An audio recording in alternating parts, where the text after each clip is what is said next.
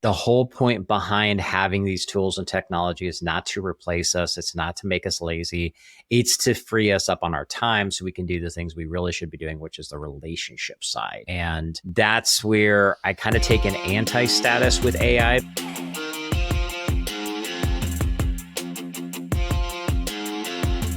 Welcome to the How Leaders Think podcast, the show that transforms you by renewing your mind and giving you new ways to think. I am your host, Kenny Lang, and with me today is the Eli Delaney.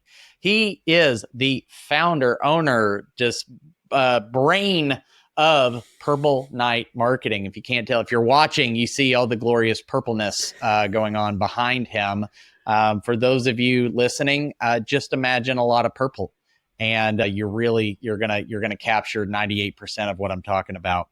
He is also an automated system strategist, also known as the people whisperer, which we're gonna get into some people and automated systems here in just a little bit. I have a feeling. He's the creator of the follow-up Rockstar system, which you should definitely check out. And with his passion for connecting people, his best-selling training course, Networking Like a Rockstar, has over 1,403 students registered globally. Welcome to the show, Eli. Thank you so much, my friend. It is a pleasure to be here. And yes, I've actually had the title of Purple Guy for about 30 years because I always have some kind of purple around. I love it. This may actually be one episode that my wife tunes into. I don't think she's ever listened to a single episode, but she may watch yours because of all the purple and it being her favorite color. Is she? So she's a purple too. That's good. She's all about purple. There's reasons behind that, but needless to say, more and more of my house is turning purple. Yeah. You can't go wrong with the good purple.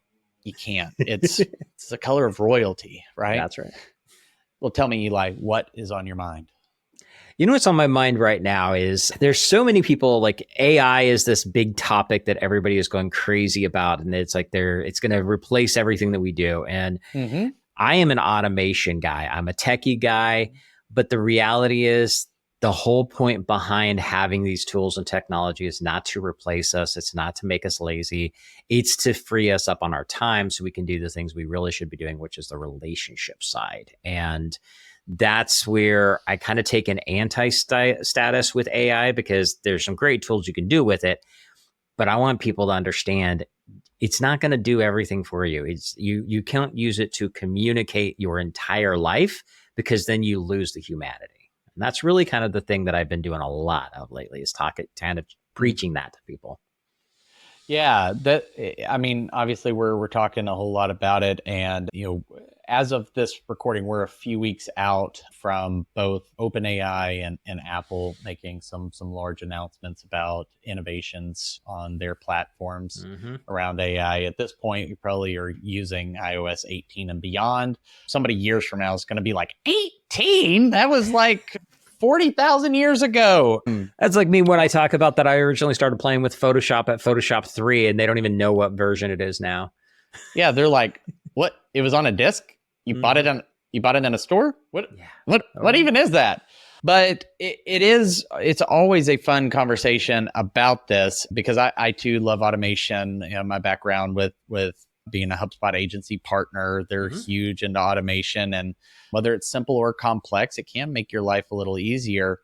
I think you've brought up an interesting perspective, maybe a ditch some people think we're going to fall into, and another one that I don't hear a lot about. The one I think most people think we're going to fall into is we're going to strip out the humanity from business, from marketing, from whatever.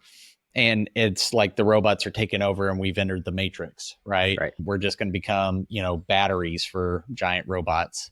But the other part is people deciding that they would rather use it and just overdo it, right? Like they lean too hard into it. Right. And it wasn't, AI came and took our jobs, which is a deep cut joke. If anybody is, if you know what that is, comment in the video or shoot me an email. But some people may actually see that as a saving grace and rely too much on it. And I don't hear as many people talking about that. So can you say more about that? And maybe what are the conversations and things you're hearing about that side of things? Yeah. So a couple things are going on with it. And the funny thing you're talking about, like, that the robots are taking over everything. I've actually seen people have conversations where like a chatbot is talking to a chatbot. Matter of fact, before this call, I watched a video where a guy had two separate phones that had two different AIs talking to each other, and he wasn't even involved with this video. Yeah. And you know which one I'm talking about? Have you seen that one? Yeah, I'm pretty sure I've seen that one. I've seen another one where they just did like the speakers with the assistants, and it was like Alexa talk to Google Assistant, talk to Siri, which talked back to Alexa, and it was like the automated AI triangle from hell. Right. And that's the kind of stuff we have to be careful of. And so many people are jumping into it so far that they're like, oh, it's going to write my emails. We're going to create a chatbot so I don't have to talk to any of my customers for customer service, all these different things. And what it does is it's actually removing the human connection, where that's that overboard piece. And these tools are amazing, by the way. We can do so much with them, like content ideas using GPT as a brainstorming idea is huge for somebody who doesn't have the budget to hire a professional copywriter or, a professional consultant like you or I. And they're great for that kind of stuff. But there is that fine line between the two. And so what I've been doing in the conversations I've really been talking to people about is be careful of what you're trying to have it do, because you're not using it to help you. You're trying to use it to replace you, and it will never replace you for one simple reason. It has no heart. And that's what makes you unique. When people do business with other people, they do it because they have a connection to that person. There's an energetic exchange in the frequency of those two people having a conversation that will never be touched by electronics at all. And that's the part people are missing. I'm taking a guess here that when they lean into it is, I don't want to say it's laziness, although certainly I think that laziness creeps in wherever we want to go. And there is some value of figuring out the path of least resistance just to move quickly. But it feels like it could sort of give people an excuse from really having to level up their skills in, if you're a salesperson, and in crafting your follow-up emails, right? Like, like you teach in your system, or having an original thought, like really taking a point of view in your marketing, right? So that your signal amongst the noise. But so many people can say, I'll just kind of throw a few things and see what it spits out. And they'll assume that whatever it created is smarter, more informed, more articulate, or whatever. They say, actually, that sounds better than me, because they have this internal critic that says you're okay or you're barely good, but what if you could be better? And you want to impress the boss, or you got to make the next deal. And so we sort of like outsource who we are to automation and AI. I'm curious, given that it is easier to just do that, what are some of the costs, the unforeseen costs, the hidden costs there of being unproductive in thinking, well, the AI is smarter, it has better access, it's never fatigued, it didn't have a late night, getting up and feeding the baby or the dog was barking or whatever. Like it has none of those stressors that we all deal with. How do you help people see their inherent value, like you were talking about, when in some cases it could write something that's smarter? Maybe it could get more clicks, but that comes at a cost, right? Yeah. So there's a couple of different things with that. And there's several different angles in what you just asked right there. Let me touch on one of them, the last bit you were talking about, but maybe it is better and it can get more clicks. The funny thing about that is that you're right. AI reads, Google and YouTube and Facebook's logarithms, and it's crunching data to figure out what's going to be more popular, and it's going to say, hey, this is a better hook than that is, or whatever. Here's the kicker with that, is that you get ranked higher, you get more initial views, but when they actually go to see it, they actually go to read what you've got, there's no heart, there's no feeling, it sounds very blah and boring. And people will, that's okay. And they move on and they don't come back. So you can trick the logarithm into thinking you're brilliant, but if there's none of you there to grab somebody's attention because of personality and the human connection, you'll lose them. And I've seen that. I've seen people, matter of fact, a great example of this, I was sharing this with somebody yesterday. I saw this ad on Facebook, and it was, I think a funny thing is I think they were actually selling something related to Facebook ads using AI. And I read this thing, and I mean, it got a lot of comments. You could tell it had a lot of views and everything, but I read it and I'm like, this is an ad and it reads like mommy porn. And I'm like, no, I mean, it's literally sounding like a romance novel and the way it was written. And I'm like, yeah, like the tone was all off. Yeah, the tone was so off, and the words they were using. I mean, I've never seen an ad talk about heaving before, right? I mean, it was just the way it was said, but it was an ad for a course or something like that. But the way it was written in itself, there was nothing technically wrong. And because of the words they used, they got a lot of attention. They got a lot of readers, but I guarantee they didn't get sales out of it. Because people got there, they look at it and go, huh? This isn't, I feel there's a disconnect here. There's an energetic disconnect. And so that's one of the things is if you're trying to game the system, you're going to lose because the system is going to put it out there going, okay, this is cool for now. But it doesn't matter if you have 100,000 viewers to your page on any platform, it doesn't matter what it is.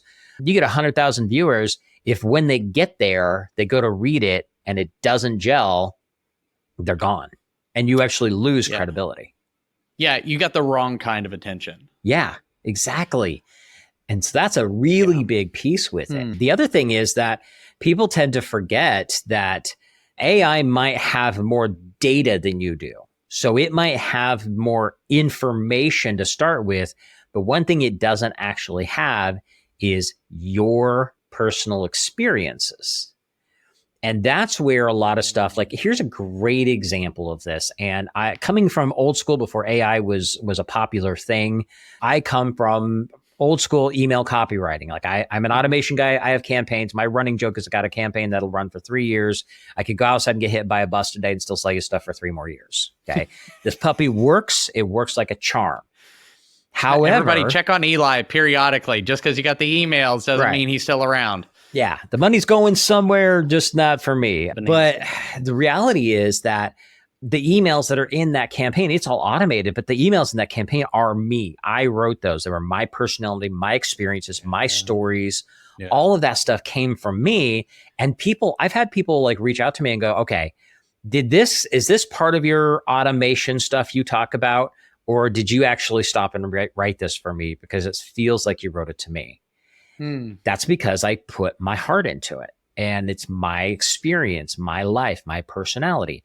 AI is never going to get that. And the best thing in the world, and old school marketers, when they get into the email marketing, people might buy some templates and they start using these templates as is instead of customizing them for their life experiences. They don't understand why the person sold them to us said, hey, this group of emails work like a charm, made me $100,000 and you got crickets. Well, it's because you're telling somebody else's story and nobody believes it. Yeah. That was always the frustrating thing to me if I was ever, not my own boss like I am now, is selling something that was somebody else's product, somebody else's idea. Right. And I didn't really understand the genesis of it. And I could make up stuff. I've always been good at that. But I've always believed that people can tell. They just, something in your tone, your body language, the eyes give it away that you don't actually believe what it is you're saying. It's one reason why in my coaching practice, I don't use anything I haven't personally used previously and just was just, informed, maybe not certified on it, or that someone hasn't walked me through, because I want to be able to have a personal story along with every tool and everything. And I think what you're getting at and what's striking me is that what we're talking about is an issue of integrity. Yeah. And I mean that in maybe a more pure definition sense of the word, of like a oneness. Right. But the other example, so to draw back to more of a marketing example, is when I would report on paid ads, which, a lot of people would just come in, oh, we got to do paid ads, we got to do this. And I'm like, yeah, maybe not. But they had their heart set on it, so we'd run it. Or they came in and say, we have been pouring thousands and thousands of dollars a month into this thing and it's not working. And I was like, all right, let's pull it up, in HubSpot, or God forbid we put it in Google Ads, because their dashboard is a hot mess, in my opinion. No offense to anybody, or maybe some offense to a few of you. Yeah. But when I would look at it and they're like, look, we're showing up, our impressions are super high, our click-through rate is great. Nobody's signing up. Yeah, there's a disconnect. And I was like, that tells me something. You are resonating with whoever's searching for this, resonates with your copy. Good for you. But something is hitting them when they get on the page and they look around and go, this doesn't feel like the same thing I just clicked on. Something's off here, and they can't put their finger on it. So they bounce, literally. It's a technical term for those that don't know. They bounce, they exit the page, they close out the tab, and you get dinged for that. You had to pay for your click, and vice versa. People could have god awful like click-throughs and impressions. But if somebody made it to their page, then, they were buying and signing up and scheduling calls, and they were well qualified. I was like, oh, you're just not getting enough of the right attention. You might need to punch up the copy a little bit. And that's where I think leveraging AI, one of these tools, could be helpful to say, I'm really trying to understand this person and what they're searching for. Yeah. I want this idea, but I need to convey it with some different words. Can you help me? And that's where I think the opportunity is to maintain integrity while still leveraging the power of AI. Because I don't hear you saying that we should run for the hills from AI either, just for the sake of maintaining our humanity. Right. And you're right with that. And that's where there is a difference. That's why I said using it as a tool versus having it replace you. That's the difference between the two. And it goes back, I'm an old school automation guy. So, for anybody who doesn't know me, I am a email copywriter. You can call me a funnel guy. I hate using that term because it's been bastardized so much, and I am an automation guy. I will automate everything I can with the idea of its whole purpose is to free me up to do the things that I can't automate, which are real communications, real connections, real conversations, the relationship side. I want to have the tools do the geeky stuff, the low tech stuff that's not human to human, and still put as much of that as I can in there of me in there. That's why my emails work so well.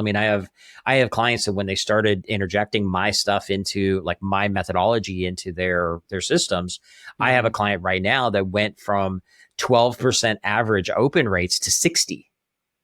Wow. And it's all because we changed the type of conversation we were having, because it was about having a relationship, talking to them like a human being instead of talking to them like a pitch pirate, which is basically the only reason I'm emailing you is because you want my booty or because I want your booty, right? That's the way that goes. And we want to get away from that mindset and that language that we use.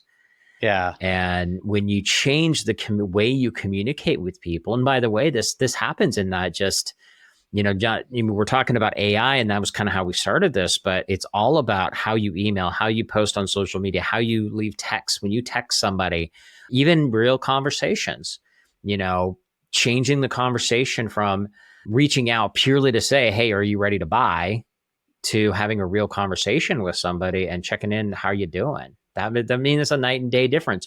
I have made more money off of calls. Hey, it's been a while. How you doing?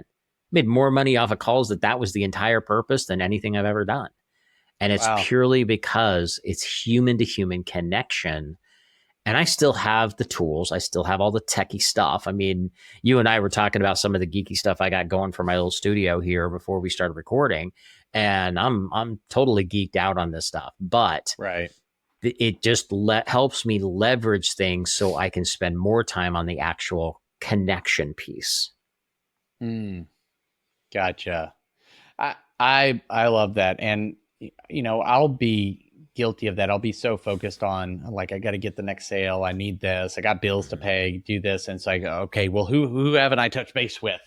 And, you know, I can spin up a list and do a search in HubSpot and find them and follow up. And I'm always in the back of my mind, like, am I coming across like, hey, however you're doing, I don't really care. I just want your money. Right. They're not your personal ATM.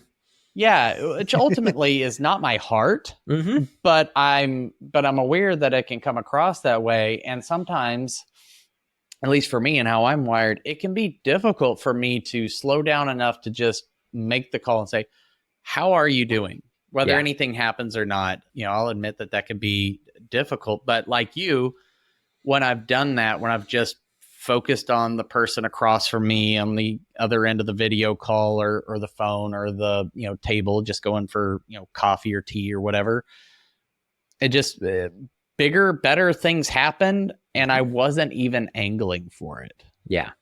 Yeah. Well, and here's where, like, everything that I do, the Follow Up Rockstar system was based around that kind of the mentality of how do we just keep adding value, stay in front of them because they know what we do. They know we can help them. We don't need to shove it down their throats every other day. So if you can just stay in touch with people, one of the best things that I love doing, I got this book, I keep it on my desk all the time, is The Go-Giver. Okay. And I talk about this book all the time. I talk about it on podcasts. I talk about it on radio shows. I talk about it in person. Bob Berg probably owes me a very large commission check for all the books I've sold for him. Okay. But I talk about this book and say, you know what, this is all about coming from a place of giving first and being of service, adding value, knowing karma will return. You have no clue what it's going to look like or when it's going to happen, but it will. And that's the core message in the book. And by the way, if you haven't read the book, it's cheap. And it's super thin. You can read it in like 3 hours. Go read it. If you haven't read that book and you go and you read it now, hopefully you got value out of it. And next week you might message me and say, hey, Eli, thank you so much for the recommendation. That was awesome. I've added value to your life. Now, I didn't actually get anything from it. You know, if I send you an email, I might have an Amazon affiliate link, which means I make like 30 cents. So eventually they'll send me it enough, all in one place. Yeah, they'll send me enough of a commission check that once a year I can buy a mocha. And that's even difficult now with the price of coffees. So, but if I do stuff like that, enough just adding value and staying in front of people on a consistent basis, when I do go to actually sell something, the walls are down because they've already seen so much value that I've provided to begin with. And like I have a client right now, she's built out her, what we call the ultimate follow-up. And the idea is she has all these value pieces that she's adding, and it's just conversational, starting, you know, hey, by the way, here's something cool, check it out. Things like that. And we have a whole system behind it, but it's pretty straightforward stuff. And then when she says, hey, I have an event coming up next week, I'd love for you to come check it out. Here's a link. She's getting amazing returns. When she sends an email and says, hey, it's been a while, I just want to check in. How is your stuff going? I would love to chat with you and see if I can help you out, which, by the way, that's her pitch. That's all her pitch is an email that says, hey, it's been a while. How's everything going with your life? She's actually an executive coach. And so she helps people with their job search and things like that. And she's like, hey, it's been a while. Just want to check in. How's it going? You know, if you need any help, here's a link to my calendar. Let me know. And all of a sudden her calendar is booked.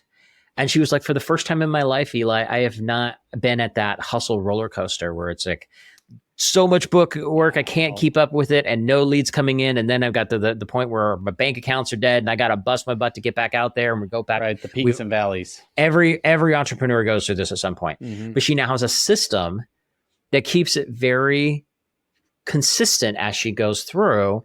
And now she's like, I got people that I don't even remember ever talking to them before, but they're reaching out to me, replying to the emails that I put out there saying, hey, thank you so much. I've been on your list for a while and I really do think I could use your help. Can I get on your calendar? And she's like, I've never had this. It's always been slam packed or stressed out hustling. It's always back and forth. Now it's like in between. I get like 10 calls a week. That's doable. Right. I love that, because you probably, even if you asked AI, one of these tools to come up with, hey, give me a follow-up email, probably would not have come up with that sort of just simple human, right? How are you doing? How can I support you right now? Yeah. Right. Like it would have probably written an excellent sales follow-up email. Exactly. Right. Like it's textbook and all those things. So I'm not downing it, but it's going back to the point you've been making the whole time, which is there is this little bit of magic that we as humans get to tap into that is not present in any of the tools. Right. And I love what you said. You were talking about how it is a tool, right? Yeah. It is not the thing. It is not a replacement. Put a different way, I'm going to copy what is it? R&D is rip off and duplicate. Yeah. Saying about money, but I would say AI is a wonderful tool and a terrible master. Yes. I have seen so many people, they spend more time trying to come up with the world's greatest prompt than I'm like, just sit down and write the damn thing. If you were just to sit down, we're not talking about, first off, don't read a newsletter. Nobody reads a newsletter. Like the only people that get away with newsletters are like, Apple and Best Buy, because they're selling the commodities. We don't care. We're looking for a deal. That's all there is to it.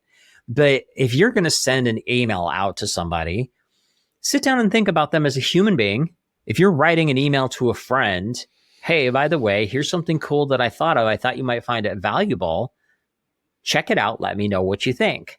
Couple things happen with this. Number one is you're coming from a place of giving up front, so they appreciate it. Two, you're adding value. And if they actually do the thing, they might get some results, which then elevates you as an expert and an authority. And the third thing is you do have, this is where people miss the boat, is that we're being taught that in marketing, where there's always has to be a call to action. They are right. They're 100% right. But that call to action does not have to be a pitch to buy something. Yeah. The mass majority of my call to actions are, let me know what you think, or let me know that this helped you out. And here's the cool thing is, like, with all the more recent big changes that happened to the email gods and how they deal with deliverability and everything, something I have been literally preaching for 15 years is get people to respond back to you, because behind the scenes, they're like, nobody's been talking about this, but behind the scenes, they're like Google and the other email providers are watching. Is not just, are they clicking, are they opening? Those are the easy stats. But are they replying? Because, oh, wait a minute, if you reply to me, that's a real conversation. And nobody's been talking about that publicly up until the last, 6-8 months, when all the email, there's a whole bunch of hula over the email changes and all that kind of stuff. And one of the big things was you get points for replies. You get actual, they're looking for conversations. They're looking for engagement. If you engage with them and they come back and they're like, okay, yeah, this was super cool. Thank you so much. That gives you a little ding on the bedpost. You're good. And that's what you're looking for. Yeah. Even a simple thank you. Like you said, thank you so much. Even something easy like that you could elicit in your emails. And I have seen some people, I might have signed up for something and they say, here's the thing. Here's some other ways that I can help you whenever you're ready. If you would reply with what's the one thing you're struggling with, or whatever it may be. And it's like, I'm not going to do anything, but he goes, it helps, whoever the person is, this helps me think about what other solutions I might be creating. And if I can help you, I will. If I can't, I know people, whatever it may be. And you may just do a one sentence, I'm really struggling to get high open rates on my emails, or in my case, it might be I'm really struggling to get my team to work together instead of, being a group of individuals. Right. Well, and those come in handy, but you also want to be careful about not doing too complicated at questions, because if they have to work too hard to answer it, they're not going to reply. So a lot of times those simple things that's why I love recommending books and videos and super, super simple things, or I might have a strategy that I recommend. It's like super simple. Go do this thing. I would love for you to go try it. You can do it this week. It'll take you less than an hour. I would love for you to get back to me next week. Let me know how it works. Because then all they have to do is reply back and go, thank you so much. I got 5 people booked on my calendars because of that. Which of course I love hearing that. And that shows results in advance. So they've now seen my stuff is good.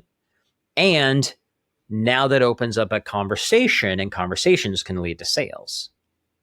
But if I make it too complicated, what's the biggest problem you have in your business right now? That's too open of a question. And a lot of times people won't respond because they have to think too hard. Or sometimes questions like that are kind of hard for people because a lot of times they're embarrassed to actually answer them. They're still not ready to admit they have a problem, even though they know it. And so you want to make it as super, super simple as possible. Yeah, absolutely. There's a great book. I think it's about design, but it's called Don't Make Me Think. It is about design. That book's been around forever. Back when I was actually a web designer, that's a book that I read.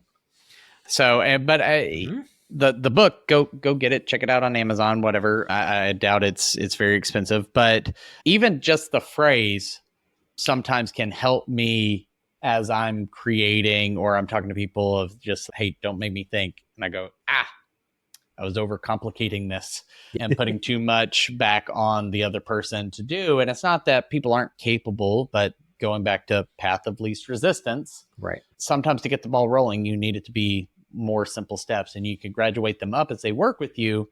But early on, keep the KISS method can be your friend. Definitely. So in thinking about how we humanize the use of artificial intelligence, or at least like maintain the humanity in we'll just keep it in the realm of business to business, or any business and operation. If I'm a leader and I'm thinking about this and I've got all these tools and my whole team is like, go, especially marketing and sales, God help those people. They got a lot of energy. And as a marketing guy, I understand. Yeah, right. It's like, we need Jasper. We need this. We need that. We need it. Like, they're not bad, but what's a baby step that a leader could take to say, I'm all for tools that can make us more productive. And if it helps you, like, obviously as a leader, that's what you're there to do, is help your people. But how can they keep that balance to where they retain the integrity and the humanity of what they're doing while still increasing their productivity? Okay. Yeah, that's actually a great one. I'll give you 2 things to think about with this. The very first thing is use AI as a brainstorming tool. So one of the things that I do this for myself. I do it with clients and I help them. It's like, cause they're like, I don't know what to talk about. I'm like, but you're brilliant. You know your stuff. Let's pull some of that out of you. So I'll go through, and you can go through and say, okay, my business is XYZ, and this is who we help. You talk about your audience. My business owners my audience are small business owners. They're experts in their industry. They're successful, but they know they're dropping the ball on their follow-up. What are some of the questions that you have as that business owner that you would like for me to answer to help you become more effective?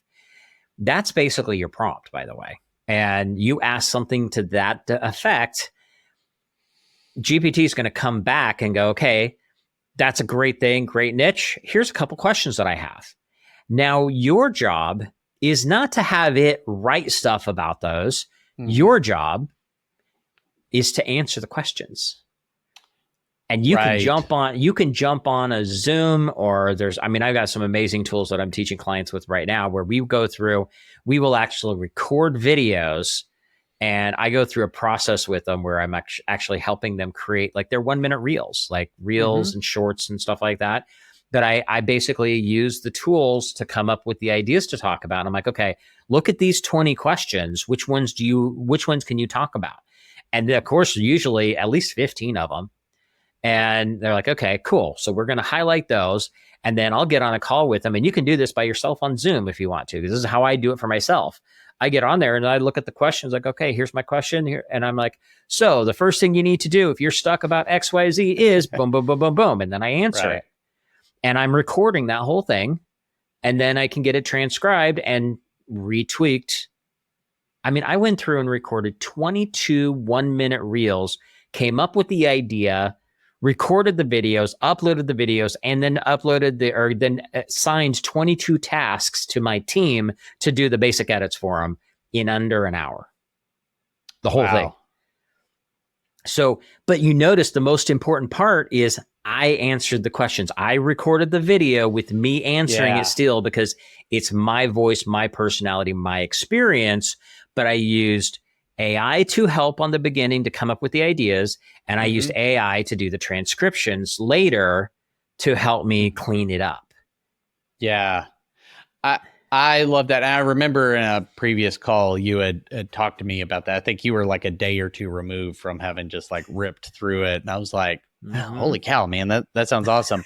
I've done something similar, not with the videos, but I've had it, play this part, ask me questions, because, when you're so close to a topic, right, whatever your domain expertise is on, whatever you're a subject matter expert on, you're so close to it, you almost can't tease it out unless you're talking with somebody that isn't as natural for, and you're answering the questions. Otherwise, you just start techno jargoning, vomiting on somebody. Right. And you're like, I'm going to give you as much as I can think about. Hopefully in there was an answer for you. Yeah. And I'm finding that, when I have it ask me questions, I go, oh, okay, yeah, I can answer that. That's easy. I wouldn't have thought to answer that particular question. And then I can take it and say, all right, well, here's how I want to massage that. Let me write some answers up. Let me do this thing. And it got the ball rolling. Yeah. I almost feel like with what you described and several other tools, it should be the death of the blank screen, right? Exactly. Like the blinking cursor on the blank sheet of paper. That should not stop anybody anymore, in my opinion. And if you're listening to this, Eli just gave you a simple set of steps to go through to start documenting this. And that works whether you're a one-person shop like I am. That works if you are in the enterprise and you're trying to put out sales content or follow up, have sales collateral, sales enablement, or you're a marketer that's trying to get out there. It works. It's just, what questions are you going to answer? And, a prompt like that can certainly help. Eli, if people want to know more about you, more about your courses and how you can help, where would you send them, and how can they connect with you as a human? Yes, most definitely. Easiest way, I make it as super, super simple as possible. It is connectwithely.com. Eli is ELY, not ELI. If you type that in, you're going to get some commercial real estate dude in the middle of Nebraska or something like that. So connectwithely.com. And from there, you can find all my social medias. You can connect with me. You can book a call on my calendar. Just say, you literally book on my calendar, and where it says, what are we talking about? It's like, hey, I heard you on Kenny's show and I'd love to chat with you. I love connecting with people. If you're watching the video version of this, you're seeing above my head, it says meet cool people. That is my favorite thing in the world to do. So all the stuff you can find about me, my programs, all that stuff, and on my social media, all the stuff is all at connectwitheli.com. And please reach out, please connect with me, and make sure you put a little note in there that says, yeah, I heard you on Kenny's show and I'd love to connect, because the people that tell me where they came from are the ones that go to the top of the list right out of the gate. Nice. And make sure you go and the meet cool people is not just a cool saying and a hashtag that floats above his head. I'm convinced it may just float in real life above your head. It's not part of the background. It's also now a t-shirt. So that's going to be awesome. We need to get you like a Shopify little merch store. But also, I happen to have been on the podcast by the same name with Eli. So I'm a little biased towards my episode. You qualified. You qualified as a cool person. So I'll let you on. There you go. Not everybody gets that qualification. I got a few people, they're like, I want to be on your show. I'm like, yeah, no. You're just not cool enough, but you made it. Yeah. Not cool. You didn't I need to get some sort of badge. You need to come up with a way to have a badge on like LinkedIn that I can have as like certified cool person according to Eli. Yeah. What I need to do is send you a wristband because I got my wristbands right here that say connect or said meet cool people. I'll send you one of those. Next time I'm in Dallas, we'll meet up and we'll grab some tea, meet human to human, and then I'll get my cool wristband. That'd be perfect. Well, Eli, thank you so much. If you're listening, I'm going to put all those links in the show notes. And by I mean my editor is going to put them there. But there's tons of great resources there. Eli does really live that go-giver life and mentality and attitude. So please take him up on that and you'll be better for it. For anybody you are listening, take a left. I'm just kidding. Just assumed you're jogging or driving. But if you got value from this conversation or any of the other episodes, it would mean a lot to me if you would go rate, review, like, subscribe, whatever the platform that you're consuming this on has for you. There's 100 different names for it. But number one, it gives me feedback so I can improve and make this a better show for all of you. The other thing is it is a free way to benefit your fellow entrepreneur and leaders. You're all on different paths and different parts, and so am I. So is Eli. We needed people who are a few steps ahead of us to maybe put some content in front of us that unlocked that next step for us. And so it's a free way to pay it forward. So take advantage of that today. But remember, until next time, change the way you think. You'll change the way you lead. We'll see you.